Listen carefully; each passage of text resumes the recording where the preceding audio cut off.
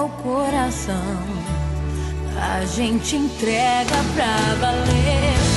É ter a vida no altar, ver a chama acender e cada dia mais e mais saber que é tempo de ser.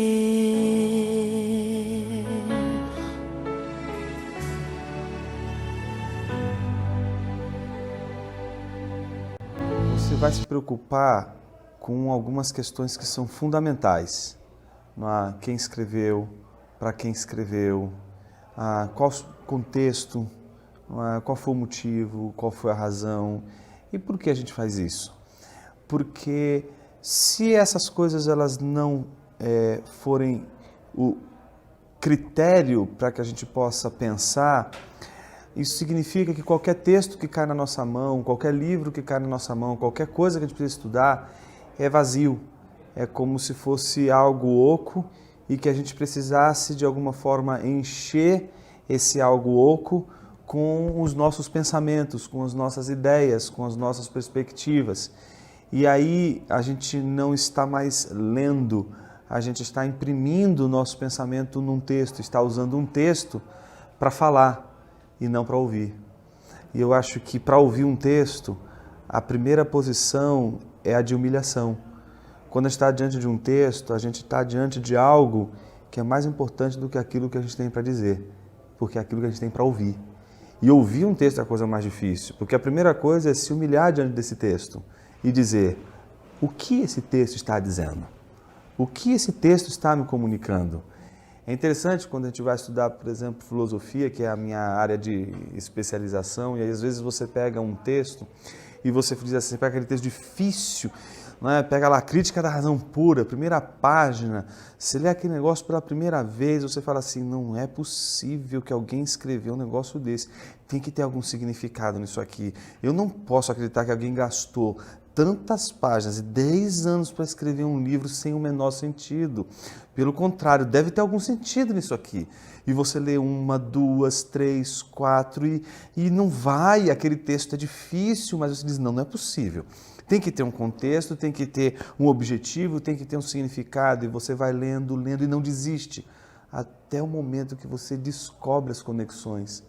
De tanto estudar, de tanto ler, aquilo ali ganha vida, aquilo ali ganha força, aquilo ali ganha um colorido, mas aquilo ganhou porque você insistiu, porque você batalhou, porque você foi adiante com aquilo, não é? A grande pergunta que tem que se fazer é se há um significado no texto. Se há um significado no texto, eu preciso primeiro respeitar ele e me perguntar, quem foi que disse isso? Para quem foi dito isso? E sob quais circunstâncias? Todos esses movimentos, eu acho que eles são importantes para a leitura de um texto. E eu acho que a beleza de um livro, de um texto, de um estudo, está exatamente quando você é capaz de se submeter a um pensamento para ouvir, em vez de simplesmente olhar ali uma plataforma para comunicar suas ideias. Jonathan Edwards, 1703-1758. Sempre una a autorreflexão com a leitura e o ouvir da palavra de Deus. Quando você ler a Bíblia ou ouvir sermões, reflita e compare os seus caminhos com o que você leu ou ouviu. Pondere que harmonia ou desarmonia existe entre a palavra e os seus caminhos. A Bíblia testifica contra todo tipo de pecado e tem direções para qualquer responsabilidade espiritual, como escreveu Paulo. Toda a Escritura é inspirada por Deus e útil para o ensino, para a repreensão, para a correção, para a educação na justiça, a fim de que o homem seja perfeito e perfeitamente habilitado para toda boa obra, como está em 2 Timóteo 3, 16 e 17. Portanto, quando ler os mandamentos dados por Cristo a seus apóstolos, pergunte-se, vivo de acordo com essas regras ou vivo de maneira contrária a elas? Quando ler histórias da Bíblia sobre os pecados e sobre os culpados, faça uma autorreflexão enquanto avança na leitura. Pergunte a si mesmo se é culpado de pecados semelhantes. Quando ler como Deus reprovou o pecado de outros e executou julgamento por seus pecados, Questione se você merece punição semelhante. Quando ler os exemplos de Cristo e dos santos, questione se você vive de maneira contrária aos seus próprios exemplos. Quando ler sobre como Deus louvou e recompensou o seu povo pelas suas virtudes e boas obras, pergunte se você merece a mesma bênção. Faça uso da palavra como um espelho pelo qual você examina cuidadosamente a si mesmo e seja um praticante da palavra, como diz Tiago 1, 23 a 25. Poucos são aqueles que fazem como deveriam. Enquanto o ministro testifica contra o pecado, a maioria está ocupada pensando em como os outros falham em estar à altura. Podem ouvir centenas de coisas em sermões que se aplicam adequadamente a eles, mas nunca pensam que o que o pregador está falando lhes diz respeito. A mente deles está fixa em outras pessoas, para quem as mensagens parecem se encaixar, mas eles nunca julgam necessitar dessa pregação. Leia a Bíblia contra você. A Escritura várias vezes nos ordena meditar. O texto mais conhecido talvez seja o próprio Salmo 1, quando diz que o bem-aventurado ele tem prazer na lei do Senhor e nela medita de dia e de noite. O que significa meditar na lei do Senhor de dia e de noite? A palavrinha meditar é mais ou menos como você ficar ali mastigando. E eu acredito que o salmista retirou esse conceito do texto de Deuteronômio, no capítulo 6, quando Moisés orienta e exorta o povo, primeiro a reconhecer a centralidade da existência de Deus, no famoso Shema, ouve Israel, o Senhor nosso Deus é o único Deus, ou seja, Yahvé ou Jeová é o único Deus. Ele nos diz que devemos amar a Deus de todo o coração, alma, força, e diz que a palavra tem que estar no nosso coração para inculcar os nossos filhos. E na continuidade do texto, o desenvolvimento dessa meditação. Eu aprendo a palavra e eu aplico a palavra. Ou seja, meditar envolve aplicar. Por isso o autor de Deuteronômio diz que nós devemos falar dessa palavra, falar dessa verdade, falar desse amor a Deus, falar da verdade de Deus, andando pelo caminho, sentado em casa, ao levantar, ao deitar. Devemos colocar como um sinal na porta de casa, na mão, entre a testa, até os portões da cidade.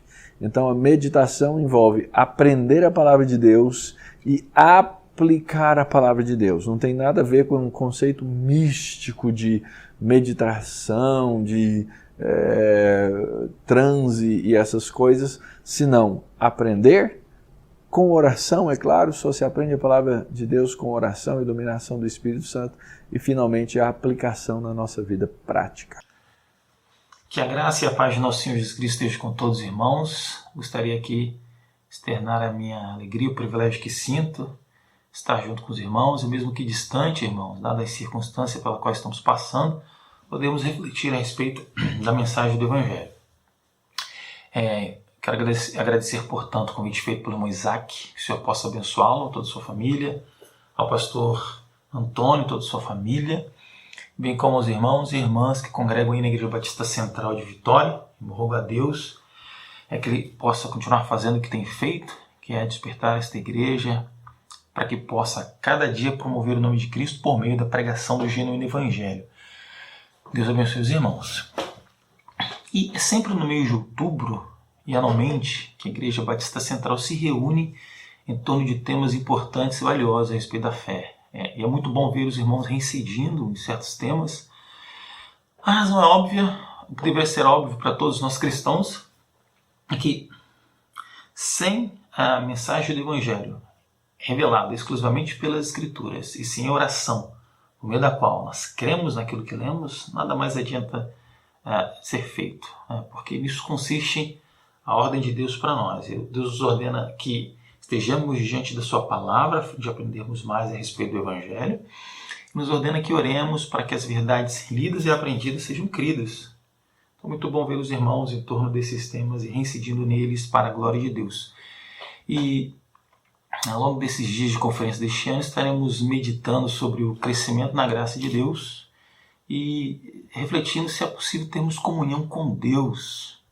É claro que a Escritura responde muito positivamente essa pergunta, mas é bom que por meio de perguntas lancemos mãos às Escrituras a fim de aprendermos e entendermos que Deus quer nos falar, quer nos exortar, né? E no dia de hoje, nesta noite, nós estaremos detidamente falando sobre a necessidade de lermos as Escrituras, quer seja individualmente ou coletivamente. E aí, irmãos, a gente poderia subdividir em 3 partes, né? Lidando com a leitura individual e subdividindo a leitura coletiva entre leitura coletiva e corporativa que a igreja faz no dia do Senhor, da forma como Deus prescreveu em sua palavra, que semanalmente, dominicalmente, a igreja esteja diante do Senhor, a fim de ouvir a sua palavra, e distinguindo isso da leitura que a família faz, né? Quando pai, mãe e filhos estão diante da palavra de Deus, para que possam praticar aquilo que tem sido chamado, né, historicamente, de culto doméstico ou culto familiar. Só que nós não dispomos de tempo para lidar com esses pontos sistematicamente. Então o que nós vamos fazer? Nós vamos lidar com alguns textos das Escrituras, dos quais a gente vai extrair essas verdades do Evangelho, ou seja, a necessidade de lermos a palavra de Deus, quer individualmente, quer coletivamente. E quer coletivamente, né, lembrando a respeito da ordenança do Senhor, com respeito à reunião corporativa, ou mesmo relembrando a importância ou o dever dos pais na educação dos filhos por meio daquilo que conhecemos como culto doméstico. Mas antes eu gostaria de ler com os irmãos o texto da palavra de Deus, Salmo 119, versos 15 e 16. Diz assim a palavra de Deus: Meditarei nos teus preceitos, e às tuas veredas terei respeito. Terei prazer nos teus decretos, não me esquecerei da tua palavra. Vamos orar a Deus. Senhor Deus Todo-Poderoso, diante do Senhor nos encontramos, especialmente diante da tua palavra nesta noite, em que o teu povo se reúne a fim de aprender mais sobre ti, sobre o teu santo evangelho. Portanto, nosso pedido é que o Senhor, por meio do teu Santo Espírito, possa iluminar as nossas mentes a fim de aprendermos mais sobre o teu reino, sobre a tua obra, sobre o que Cristo fez por nós na cruz do Calvário, levando os nossos pecados. Que teu Santo Espírito possa iluminar-nos, ó Deus, a fim de sermos exortados por ti, consolados, instruídos, ó Deus, e tudo isto que seja feito para o louvor da tua glória. Nós oramos em nome de Jesus Cristo. Amém. Então, já que a gente não vai, como disse anteriormente, a gente não vai lidar com essas 3 partes sistematicamente, nós vamos sumarizar isso por meio da seguinte reflexão, abarcando tudo, né? Por que é importante ler as Escrituras regular e devocionalmente? Por que é importante estarmos diante da lei de Deus? Bom, a resposta, acima de qualquer outra, e você não deve buscar uma outra prioritária para essa pergunta, para essa reflexão, é que nós precisamos conhecer o Evangelho e crescer no Evangelho. Nós precisamos conhecer e crescer no entendimento e na prática do Evangelho de Jesus Cristo. Por quê? Porque somos pecadores. Nós precisamos nos atentar para as boas novas segundo as quais Deus providenciou perdão, salvação para o pecador. Isso porque em Adão nós caímos. Por conta dos pecados dos nossos pais, de acordo com Gênesis, como escrito por Moisés, nós caímos em delitos e pecados e nós nos distanciamos do Senhor e nós não queremos ter comunhão com Ele. Ao contrário, nós desejamos seguir o nosso próprio curso e satisfazer a vontade da nossa carne. Razão porque, por exemplo, Paulo em Romanos 1 diz que do céu se manifesta a ira de Deus contra toda a impiedade contra toda a impiedade dos homens que detêm a verdade pela injustiça. E o homem ali, na descrição de Paulo, é como um trem fora dos trilhos, seguindo seu próprio curso, se distanciando do destino ideal, que é para apontar para o seu Senhor. E agora ele segue seu próprio curso, segue sua própria degradação e depravação e se distancia do Senhor, mesmo que Deus se dê a revelar, porque o eterno poder de Deus, bem como a sua própria divindade, claramente se vêem pelas coisas reveladas, de modo que por conta dessa revelação, o homem, nós somos indesculpáveis. Então, a nossa visão está destoada. Nós não podemos enxergar apropriadamente aquele por quem fomos criados. Mas como em nós o senso do divino, nós queremos adorar o Senhor, ou nós queremos adorar algo, estando distante do Senhor e não podendo encontrá-lo, nós, tem um horário marcando ali, nós erigimos um ídolo a quem chamamos de Deus no nosso coração. E por conta disso nós distanciamos do Senhor, nós buscamos outro Deus, o falso Deus que não o Deus verdadeiro. Como um homem, por analogia, dentro de um cômodo fechado, posto ali pelo seu próprio esforço e agora cego, diante dele há uma porta, na qual há uma fechadura e chave, bastando ele estender as mãos para passar por aquela porta pela qual ele vai encontrar o seu caminho, vai encontrar a saída. Porém, estando cego é inábil, estando cego é incapaz de caminhar por aquela porta. Assim como o homem, em Romanos 1, nós mesmos, apesar de Deus se revelar muito claramente, né, de modo que por conta disso o homem indesculpável não consegue ver Deus. Ao invés de ver Deus, ele vê uma criatura e adora a criatura como se fosse criador. E comete a idolatria. Ali está o princípio e a origem da idolatria, em conceito e em prática. E no homem da analogia, ele, por ter o senso do divino, ele quer adorar algo e aí, naquele caso, ele quer sair daquele lugar no qual está cativo ou preso. Então, por conta do seu senso de se libertar ao invés de estender as mãos, mas não pode, ele cava para baixo e se distanciando da saída, pensando que está se aproximando da saída. E quanto mais cava, mais se prende. Quanto mais se distancia, achando que está indo rumo à saída, ele se torna mais e mais cativo. Essa é a razão por que nós temos de ler a palavra de Deus, prioritariamente. Porque nós precisamos das lentes por meio das quais nós enxergaremos o nosso Criador e poderemos, por meio do Cristo bendito, dizer como salmista: os céus declaram a glória de Deus e o firmamento anuncia as obras de suas mãos. Somente por meio dessa visão ajustada, somente por meio de um coração de carne, somente por meio de uma mente regenerada, somente por meio de um coração absolutamente voltado para o Senhor, nós poderemos então obter a salvação que o Senhor nos providencia, que foi revelado por meio dos profetas e o que culmina em Cristo, que é o fim da lei, que é a salvação absolutamente revelada entre os homens. E a Escritura nos revela Cristo. É a razão primordial porque nós temos de ler a palavra de Deus. Nós temos de ler a palavra de Deus para conhecer o Senhor. Por exemplo, se atente para Gênesis 1, escrito por... meu reloginho para não cegar ali. Gênesis 1, escrito por Moisés. Por volta do século XV a.C., Moisés escreve essas palavras sob ordem de Deus, ou pela ordem de Deus, ao povo. Povo esse que o mesmo Deus havia resgatado com mão forte da casa de servidão, das garras de Faraó, contra quem Deus mesmo, o Deus desse povo, operou as 10 pragas do Egito, libertando esse povo, ultrapassou o Mar Vermelho em seco, e ao longo da peregrinação no deserto, apesar da sua murmuração e incredulidade, o mesmo Deus compassivo e cuidadoso, providenciou, interviu, deu o que comer, deu o que beber, e cuidou deste povo ao longo de todo aquele tempo, durante o qual eles estiveram peregrinando. Agora, diante de povos estranhos e da terra que emana leite e mel, prometida aos pais daquele povo, Deus relembra o povo de Israel por meio do seu profeta a respeito do Deus a quem eles servem e diante de quem eles estão. Então a Escritura é escrita por Deus a fim de mostrar a um povo de dura cerviz, incrédulo até, como esse Deus cuida desse povo. Extensivamente, essa é a mensagem de Deus para nós. Tudo quanto foi escrito, nós veremos esse texto para nosso ensino, foi escrito para que tenhamos esperança. Não esperança em você, não esperança em mim, não esperança na força do braço, da carne, nos nossos próprios esforços, mas nos méritos benditos de Cristo, revelado na Escritura. Este Cristo está muito claramente revelado nas Escrituras. O mistério oculto durante séculos e gerações agora foi manifesto entre os gentios, que é Cristo em vós, esperança de glória, diz Paulo em Colossenses 1. Então se atente para a palavra nessa perspectiva, com esta devoção, com esta confessionalidade, com este afinco, se aproxime por meio do Espírito na palavra do Senhor, que você verá muito claramente o Evangelho sendo revelado ali.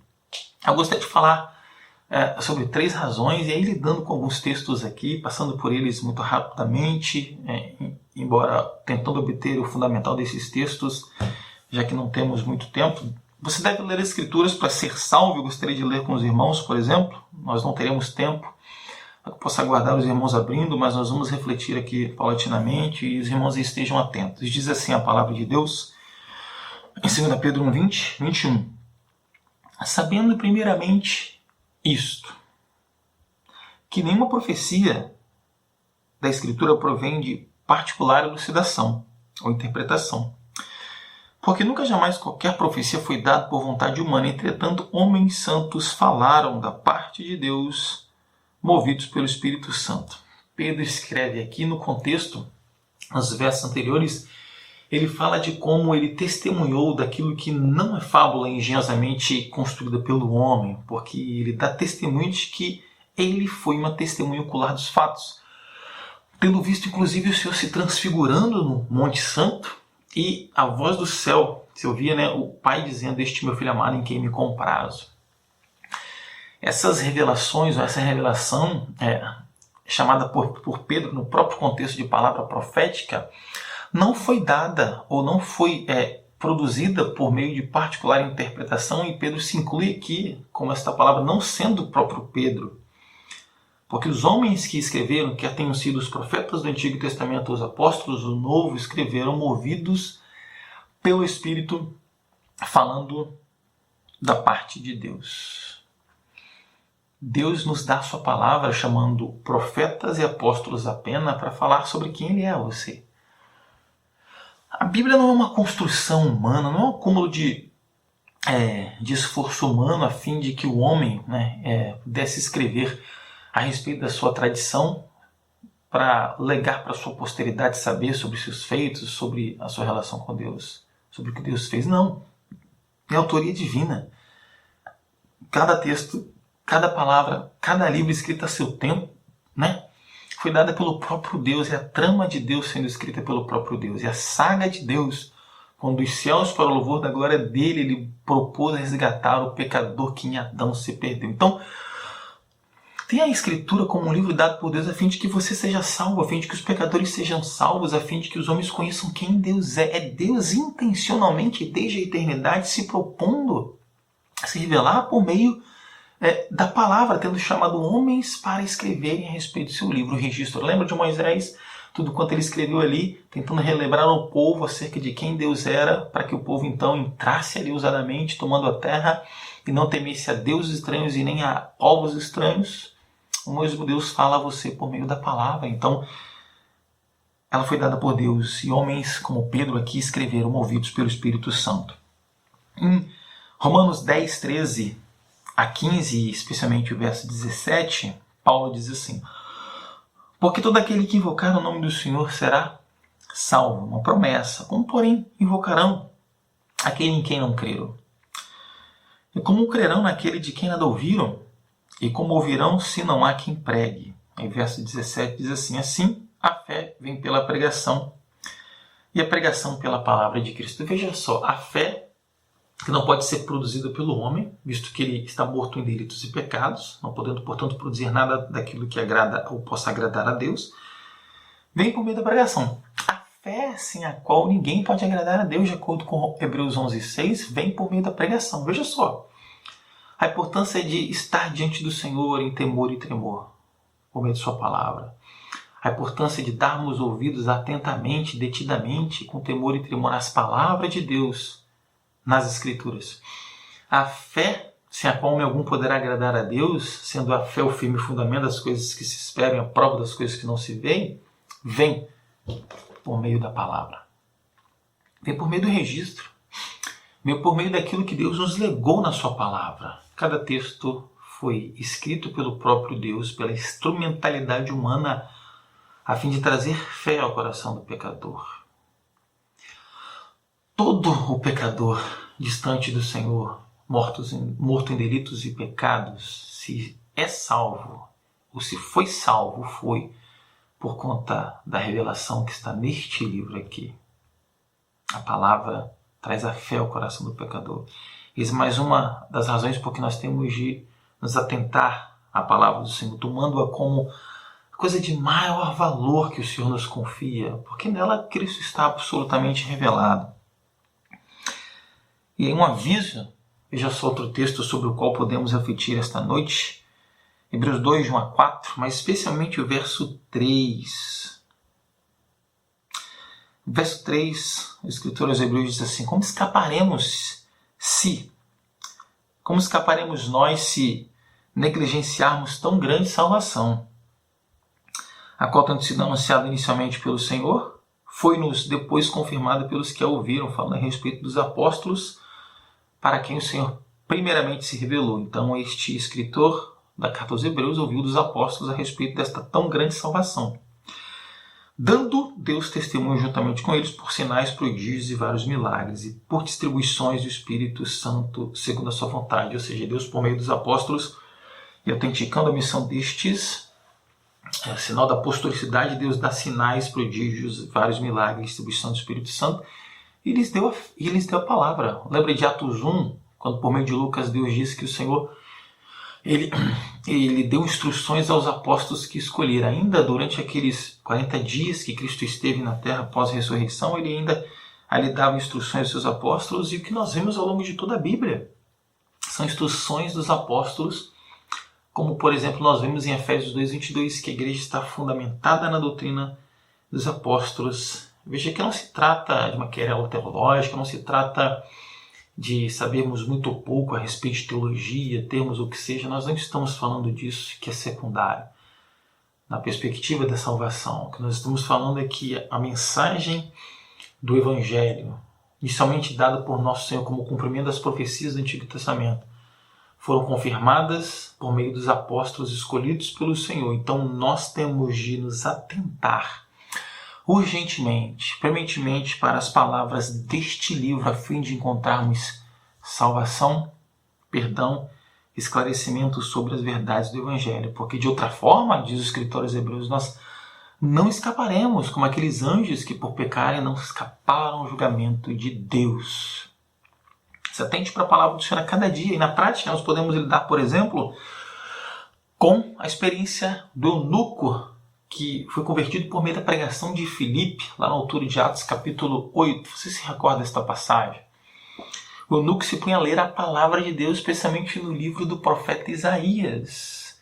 E quando o Espírito leva Filipe próximo àquele carro, Filipe o pergunta: entendes tu o que lês? Você entende o que está lendo, na verdade? Você entende o que você está lendo? Se o evangelista não tomasse isso como suma importância, ou seja, a necessidade de se entender o que está lendo, ele não teria perguntado. Porque Filipe não estava ali ao ermo ou acidentalmente. Foi ele conduzido pelo Espírito a estar junto daquele eunuco, para que por meio do esclarecimento da palavra, aquele eunuco pudesse encontrar salvação como de fato a encontrou. Então, a importância da Escritura e de entendermos a palavra e diante dela estarmos regularmente, diariamente, é reafirmada por meio da pergunta de Filipe. E é ratificada por meio da resposta do eunuco, quando falou que ele não entenderia se alguém não explicasse. Então ele roga por explicações, peço-te que me expliques, na altura do verso 34. Pelo que Filipe toma a palavra e expõe, ligando Isaías a Cristo. E aquele homem é batizado e segue alegre o seu caminho. Veja que exemplo maravilhoso que mostra para a gente a importância do esclarecimento da Escritura. Você que é salvo e foi salvo por meio de Cristo, pela obra do Espírito Santo, você deve progredir entendendo a palavra do Senhor e deve, como aquele eunuco, rogar ao Senhor para que você possa aprender mais da palavra do Senhor, fazendo uso da ajuda daqueles que por Deus foram chamados ao santo ministério pastoral, bem como os líderes também e os professores de EBD, entre outros irmãos mais sábios que podem auxiliá-lo melhor na compreensão do Evangelho. Isso me faz lembrar de Atos capítulo 18, quando Priscila e Áquila esclareceram com mais exatidão o caminho do Senhor àquele jovem chamado Apolo, que era eloquente, que conhecia o caminho do Senhor, porém só o batismo de João ele não entendia amplamente a respeito daquilo que João Batista veio fazer, de quem ele falava, ou seja, João Batista batizava para o arrependimento, mas viria um que vos batizaria os homens, os pecadores, com o Espírito Santo.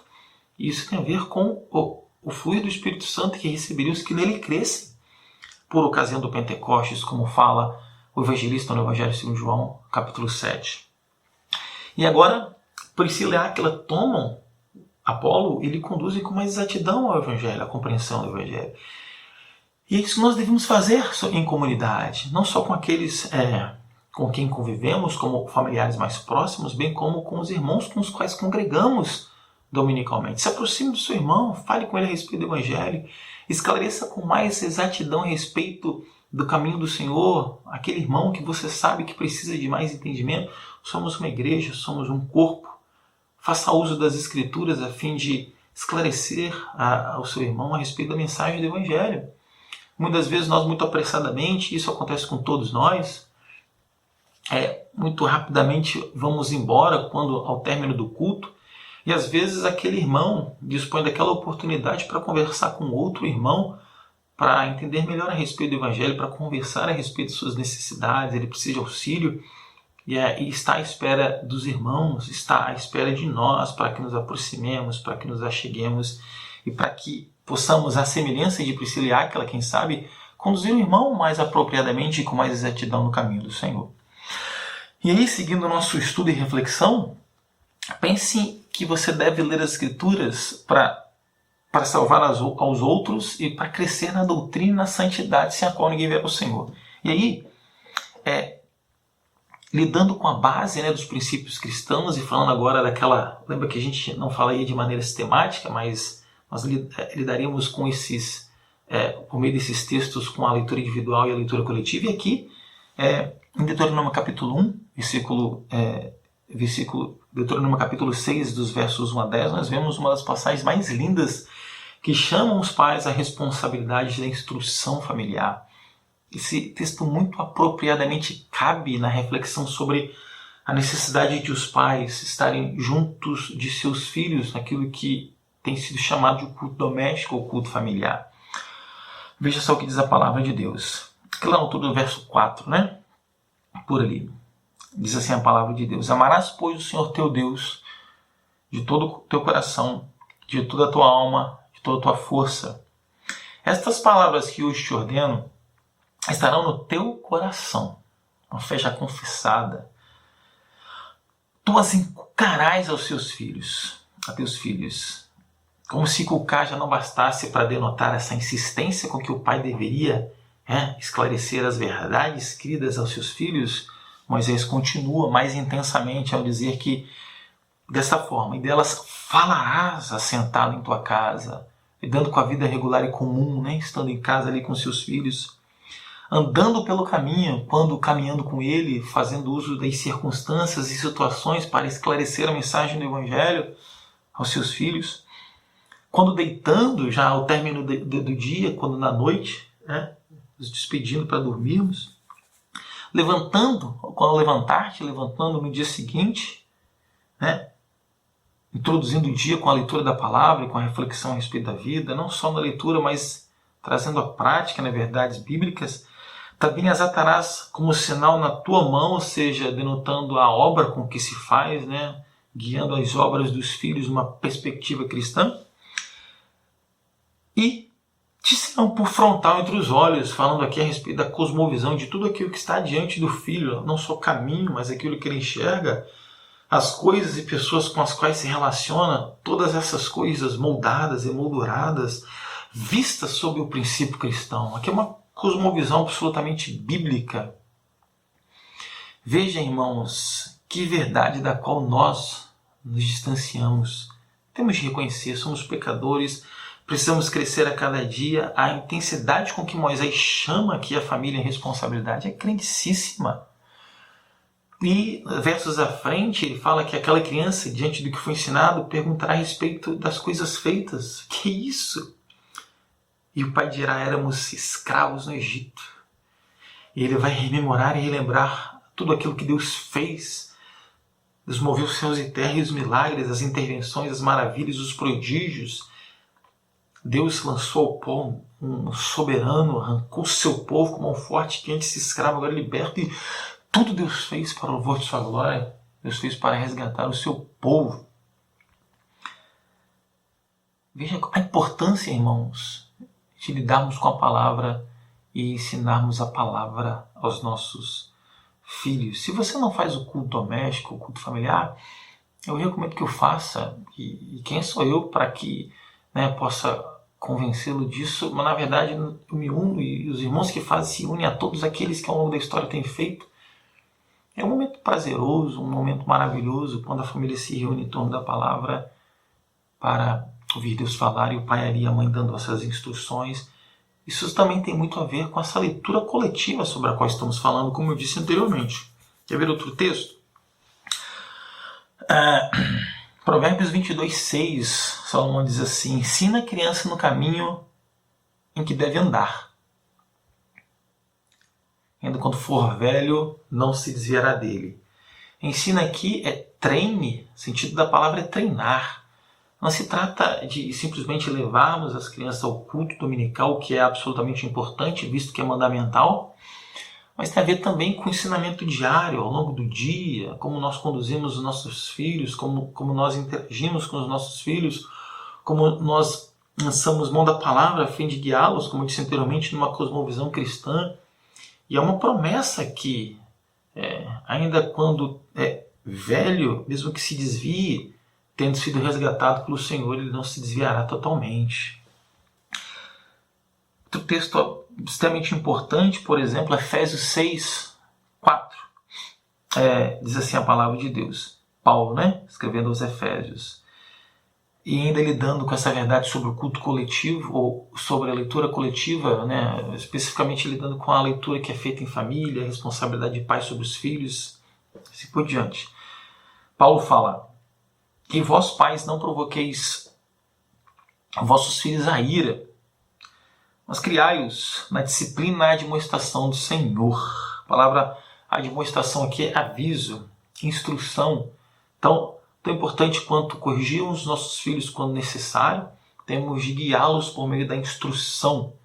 E como guiaremos os nossos filhos na instrução do Senhor se nós nos distanciarmos da palavra do Senhor? Veja que a palavra de Deus nos dá princípios fundamentais, porque temos de ler a palavra do Senhor. Temos de ler para sermos salvos, nós temos de ler para crescermos em santidade, sem a qual ninguém verá o Senhor, nós temos de crescer na sã doutrina, como veremos mais à frente. E nós temos de ler a palavra do Senhor a fim de instruirmos os nossos filhos. Nós não conseguiremos ensinar a respeito de coisas que desconhecemos. Assim como aqueles que jamais ouviram a respeito de Cristo, jamais crerão nele, como Paulo fala lá, por meio daquelas perguntas retóricas de Romanos capítulo 10. Assim como ninguém crerá acerca de quem nunca ouviu, ou como alguém não crerá naquele de quem nunca ouviu, nós não conseguiremos ensinar apropriadamente os nossos filhos a doutrina do Evangelho se não nos atentarmos à palavra de Deus. Então o convite esta noite do Senhor é que nós, quanto antes, estejamos diante da sua palavra, tentando perscrutar cada doutrina e verdade, com o auxílio do Espírito Santo, com o auxílio dos pastores, dos irmãos, mas que cresçamos a fim de que possamos instruir os nossos filhos na instrução, no aviso, naquilo que o Senhor ordena, recomenda, alerta. E, lidando ainda com essa necessidade de lermos a palavra coletivamente, é importante lembrarmos as palavras de Paulo em Efésios 4, a partir do verso 11.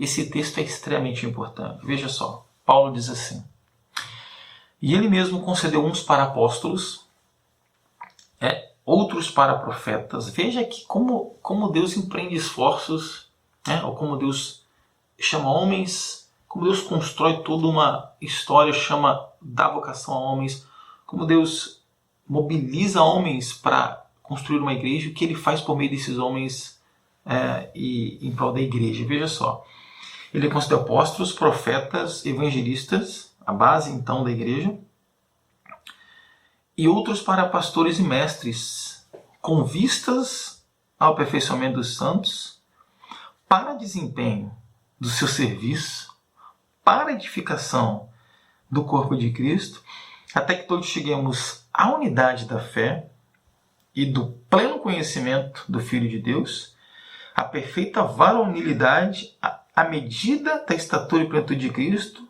para que não mais sejamos como meninos, agitados de um lado para o outro e levados ao redor por todo vento de doutrina, pela artimanha de homens, pela astúcia com que induzem ao erro. Eis a razão por que Deus chamou apóstolos, profetas e evangelistas, sobre os quais repousa a doutrina apostólica, a implantação das igrejas iniciais da palavra de Deus, como Deus chama pastores, mestres, para que possam edificar o corpo de Cristo. Então aqui o texto lida com a edificação pela palavra, por meio dos pastores, a unidade da fé por meio da palavra, por meio da pregação dos pastores, ao pleno conhecimento por meio da palavra pregada pelos pastores, para que possamos ser varão perfeito, termos a perfeita varonilidade e alcancemos a medida da estatura de Cristo, para que nós não sejamos enredados por ventos de doutrinas, para que nós não sejamos enganados pela artimanha de homens que induzem as pessoas ao erro por causa da ignorância que alimentamos à medida em que nos distanciamos da palavra do Senhor. Porque, como disse Osés, o povo padece por falta de conhecimento. E veja o que Deus pode fazer se nós coletivamente estamos reunidos. E aqui veja a importância do culto. O culto é ordenado.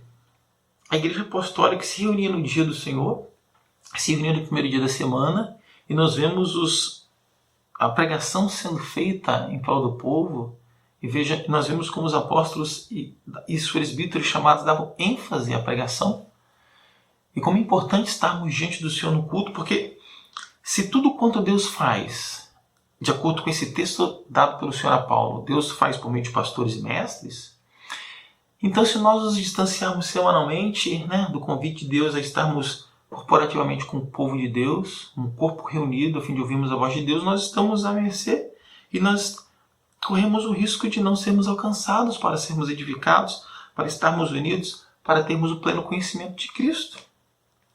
Veja a importância de estarmos reunidos, a fé que nos falta, a unidade que nos falta, a maturidade, pela qual nós conseguiremos progredir, não dando ouvido a falsas doutrinas, a doutrinas que os homens tentam enredar outros homens, induzindo os homens ao erro, e seremos induzidos ao erro se nós nos distanciarmos desta pregação posta à mesa sobre o banquete, quando eu chamo o seu povo para estar dominicalmente, a fim de ouvir a palavra de Deus. Então, não falte.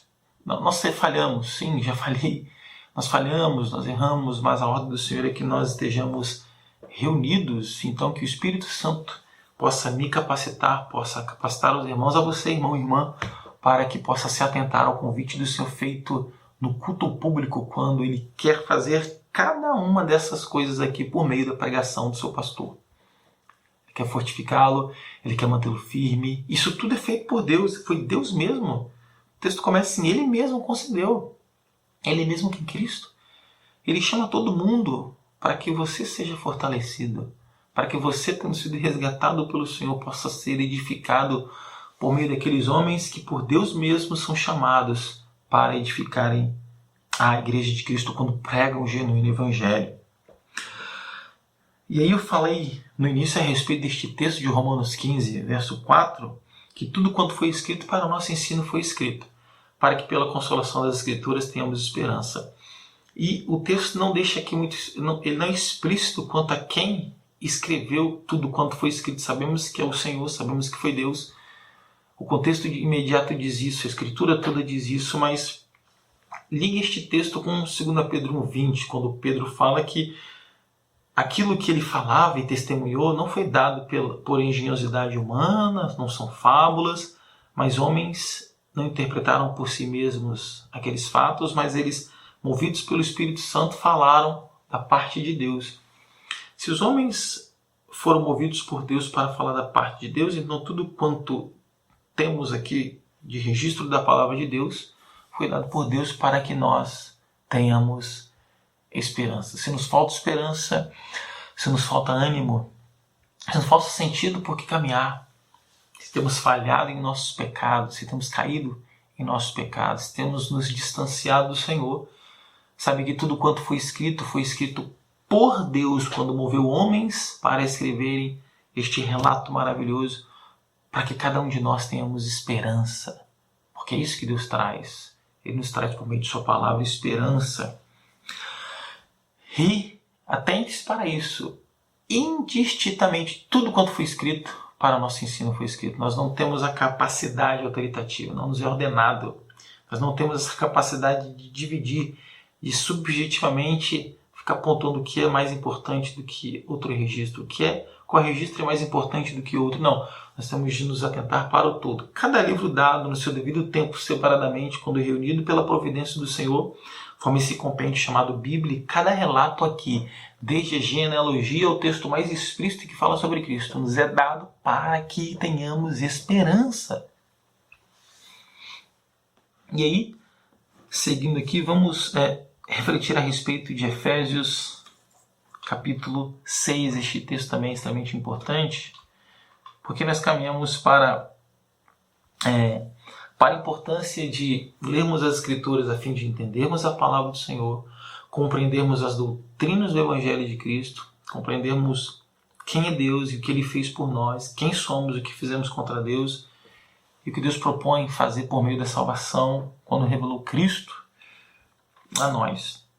E aí, por meio também da palavra ou do conhecimento apropriado da palavra, nós aprenderemos a orar. E aí, gostaria de começar lidando com alguns textos a respeito disso, rapidamente, né? Veja só Efésios capítulo 6, versículo 10. Estais, pois, firmes, cingindo-vos com a verdade e vestindo a couraça da justiça, calçai os pés com a preparação do Evangelho da paz. E aí agora ele escreve a respeito sobre cada parte disso que se constitui a armadura de Deus, sem a qual nós não conseguiremos vencer no dia mau. Então temos de nos revestir da armadura. Cada peça é fundamental, cada peça é absolutamente imprescindível. Embraçando sempre o escudo da fé, com o qual poderemos apagar os dardos inflamados do maligno, tomai também o capacete da salvação e a espada do Espírito, que é a palavra de Deus. E a armadura está montada. Só que como que vem dando liga a essa armadura é o que se segue. Tomando toda a armadura, cingindo com ela a verdade, vestindo cada parte desta armadura com toda oração e súplica, orando em todo o tempo no Espírito. E para isto vigiando com toda perseverança e súplica por todos os santos. A conclusão que temos aqui inicialmente é que a palavra nos ensina a orar. Nós temos que estabelecer os métodos de oração. Nós temos de ler as Escrituras a fim de entendermos como devemos orar.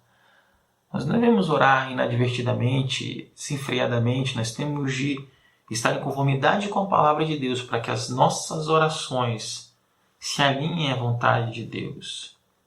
É como disse Cristo: se a minha palavra estiverdes em vós e vós estiverdes em mim, ou se vós estiverdes em mim e a minha palavra estiverdes em vós, pedirei tudo o que quiseres e vos será feito. Só que esse tudo já é restrito, não é um tudo indistinto ou tudo sem exceção. Porque este tudo está absolutamente concatenado ou condicionado à importância de nós estarmos, à necessidade de nós estarmos em Cristo, e Cristo em nós. De modo que este tudo tem tudo a ver com aquilo que Deus quer fazer em nós. Seremos conduzidos pelo Senhor, a fim de pedirmos aquilo que o agrada, aquilo que Ele quer que peçamos a Ele.